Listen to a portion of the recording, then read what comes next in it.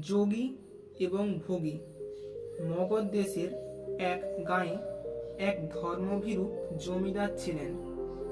তিনি সাধু ও ধার্মিক মানুষদের খুব সহ্য করতেন। কোনো জটাধারী অথবা ন্যাড়া মাথার মানুষ দেখলেই তিনি তার পায়ে লুটিয়ে পড়তেন। একদিনের ঘটনা, এক সাধু তার বাড়িতে অতিথি হয়ে এলেন। মাথায় বিরাট জটা, বটগাছের ঝুড়ির মতো লুটিয়ে পড়েছে পায়ে। জমিদার সে সাধুকে দেখে একবারে পায়ে লুটিয়ে পড়লেন। অতিথি হয়ে সেই সাধু বাড়িতে ঢুকলেন। সব ধরনের সেবার আয়োজন করল জমিদার। সেই সেবায় সাধু এমনই মোহিত হলেন, তিনি আর কোথাও যাওয়ার নাম করলেন না। দুবেলা পেট পুড়ে খান আর জমিদারকে ধর্ম উপদেশ শোনান। জমিদার তার বাগান বাড়িতে একখানা ঘর তৈরি করে দিলেন সাধু থাকার জন্য।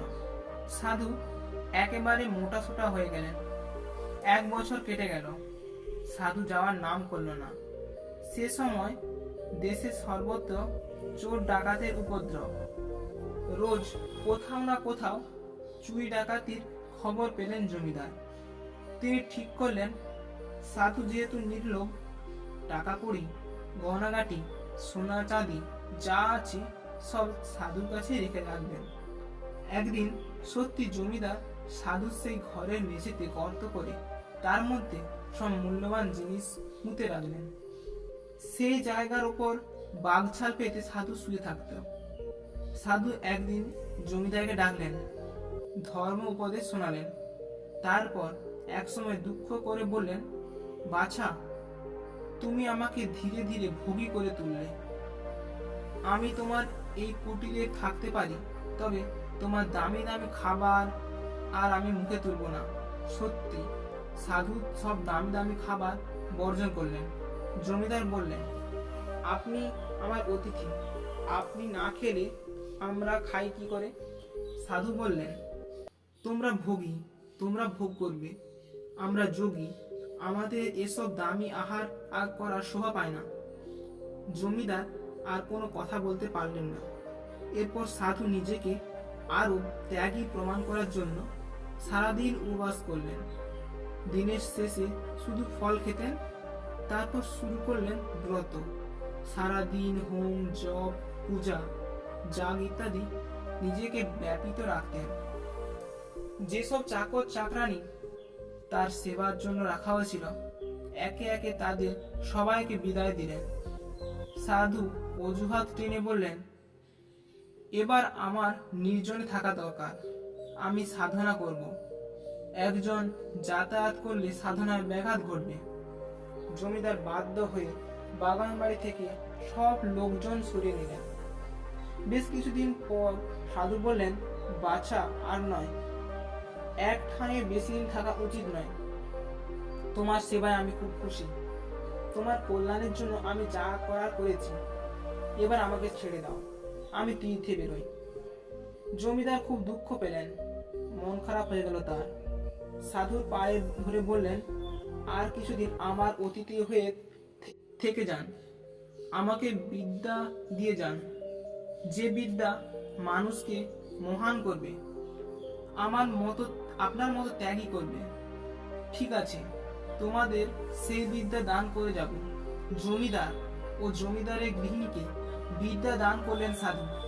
তার জন্য প্রণামী যা দিতে গেলেন জমিদার, তা তিনি গ্রহণ করলেন না।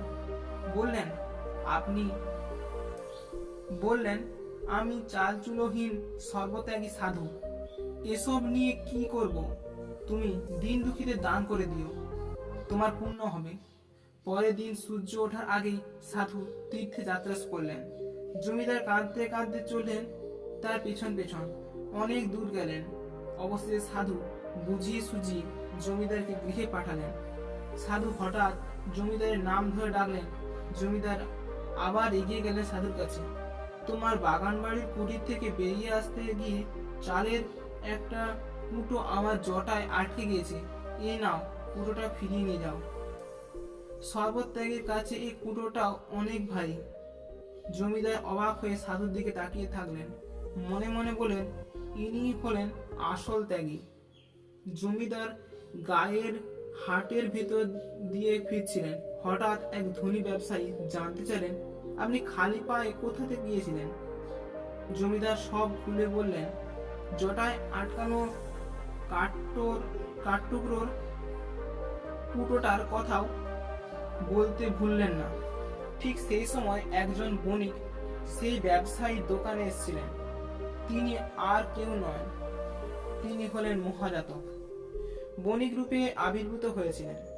তিনি বললেন, সাধু এত বড় ত্যাগী, তার ঝুলি ঝোলা সব দেখেছেন তো? জমিদার খুব রাগলেন, বললেন, আপনার এত বড় দুঃসাহস! জানেন আপনি কাকে কি বলছেন?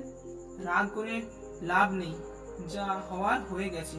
দয়া করে তড়িঘড়ি করে যান, গিয়ে খোঁজ করে দেখুন সব জিনিস ঠিক আছে কিনা। জমিদার অখুশি হয়ে বাড়ি ফিরলেন। উটকো একটা লোকের অযাচিত উপদেশ তিনি রীতিমতো অখুশি। তবে তিনি বাড়ি ফিরে প্রথমে গেলেন বাগানে, মেঝে খুঁড়লেন। এক সময় তামার কলসিটাও ওঠালেন, তবে সেই কলসি একেবারে শূন্য। জমিদার ছুটলেন বাজারের দিকে, বণিককে সব খুলে বললেন। দুজনে ঘোড়ায় চড়ে সাধুর খোঁজে চললেন, পেলেন না। অর্থাৎ আমরা এই গল্প থেকে শিক্ষা পাই যে ভোগীরাই যোগীর সর্বনাশ করে। সর্বত্যাগী মানুষেরা একটু একটু করে ভোগগ্রস্ত হতে হতে এমনভাবে ভোগাগ্রস্ত হয়ে পড়ে যে তারা নিজেদের চরম সত্যকে বর্জন করে লোভের বশে বশীভূত হয়ে কুকর্ম করতে পিছু হটতে পারেন না।